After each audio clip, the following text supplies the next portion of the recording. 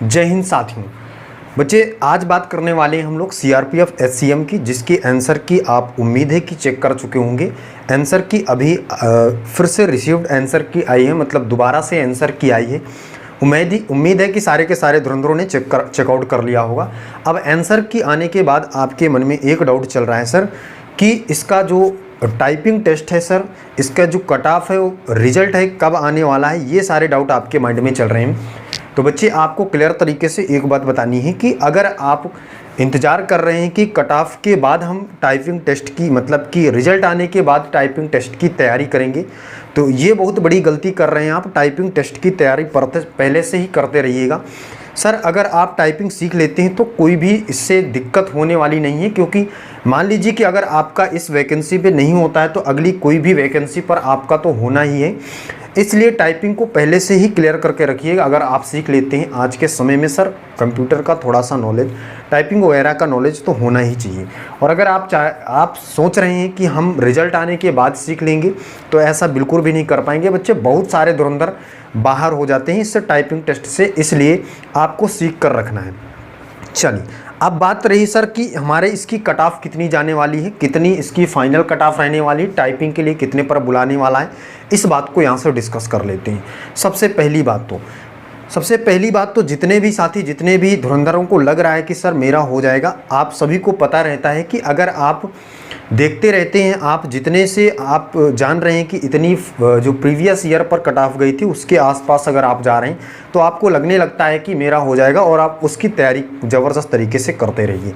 ठीक है, मैं यहाँ पे एक्सपेक्टेड कट ऑफ बता देता हूँ, मतलब कि यहाँ पर अगर यूआर कैटेगरी की बात करें सर तो कितनी जा सकती है टाइपिंग के लिए। सर सबसे पहले कितने में पे बुला सकता है सर, मैंने पहले भी बता रखा है, फिर से एक बार बता रहा हूँ। आंसर की आने के बाद मुझे जैसा लग रहा है कि सर 55 से 60 जाएगी सर टाइपिंग के लिए यूआर कैटेगरी। अगर ईडब्ल्यूएस की बात करें सर, ईडब्ल्यूएस की बात यहाँ पे करें सर, ये 52 से 55 के बीच रहने वाली है। इसी प्रकार से सर अगर बात करें हम यहाँ पे ओबीसी की, तो ओबीसी की सर रहने वाली है कितनी बच्चा, यहाँ पे अगर देखें सर, अगर यहाँ पे देखें 48 से 50 रहने वाली है। इसी प्रकार अगर आप देखेंगे एससी की और एसटी की, तो एससी की सर यहाँ से कितनी रहने वाली है, 45 से 48 के बीच रहने वाली है। इसी प्रकार एसटी की बात करें सर, यहाँ से 42 से 45 तक रहने वाली है। ये सर टाइपिंग टेस्ट के लिए है, ये टाइपिंग में इतने पे आपको बुला लिया जाएगा। अगर आपके इसके आसपास आ रहे हैं तो आप क्या करिए सर, टाइपिंग की ज़बरदस्त तरीके से तेज़ी कर दीजिए स्पीड को, मतलब कि सीखने में +-1 कर सकते हैं आप, इससे +-1 कर सकते हैं। अब देखिए बात कर लेते हैं फाइनल की।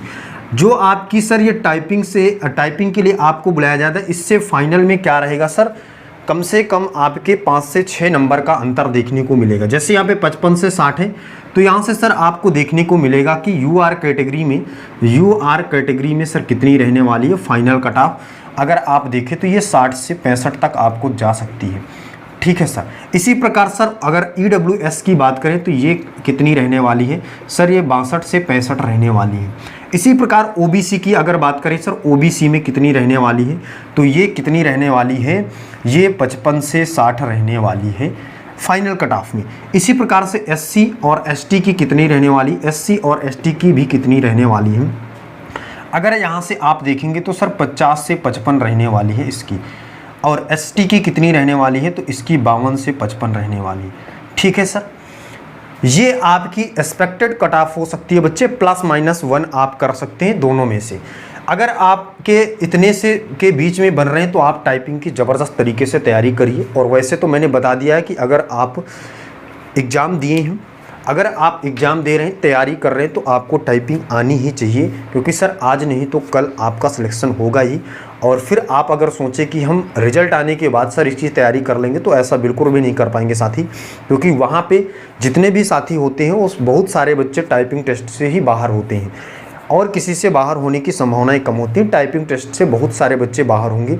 इसलिए सर आपको क्या करना है, टाइपिंग को तैयार करके रखना है और जुड़े रहना है हमारे साथ। अगर नए हैं तो चैनल को सब्सक्राइब करें, इसी प्रकार के लेटेस्ट अपडेटों के साथ जुड़ते रहेंगे हम आपके साथ। अगर कोई भी नोटिफिकेशन, कोई भी लेटेस्ट न्यूज़ आती है तो आप सभी तक हम पहुंचाते हैं, तो हमारे साथ जुड़ जाइएगा, चैनल को सब्सक्राइब करिए। और अगर तैयारी कर रहे हैं, जो बच्चे ट्रेड्समैन, सीआरपीएफ ट्रेड्समैन के लिए फॉर्म फिलअप करेंगे वो सारे के सारे तैयारी में लग जाएंगे, ज़बरदस्त तरीके से हमारे साथ जुड़ेंगे। तब तक के लिए जय हिंद।